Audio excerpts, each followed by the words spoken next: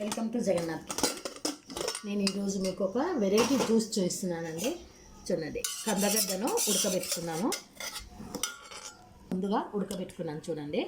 ఇప్పుడు ఇందులోకి తీసేసుకుంటున్నాను. ఇలా ఉడకబెట్టుకున్న ఈ వాటర్ను చెట్లకు పోసేసుకుందామండి. ఇప్పుడు దీన్ని ఇలా తొక్కను తీసేసుకుందాము. ఉడకబెట్టుకున్న కందగడ్డని ఈ విధంగా వేసేసుకుందామండి.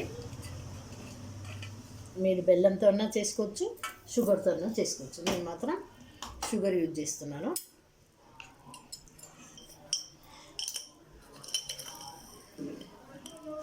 చూడండి, మిక్సీ పట్టి తెచ్చుకున్నాం. ఇప్పుడు ఇందులోకి పాలను యాడ్ చేసుకుందామండి. ఒక్కసారి మళ్ళీ మిక్సీ పట్టి తెచ్చుకుందాం.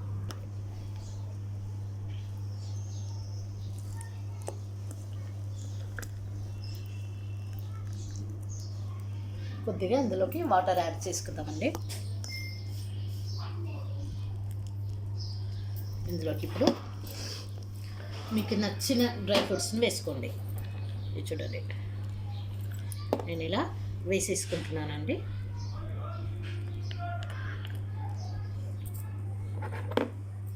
చల్లగా ఫ్రిడ్జ్లో పెట్టుకొని తాగండి. బ్రహ్మాండంగా ఉంటుందండి ఈ జ్యూస్.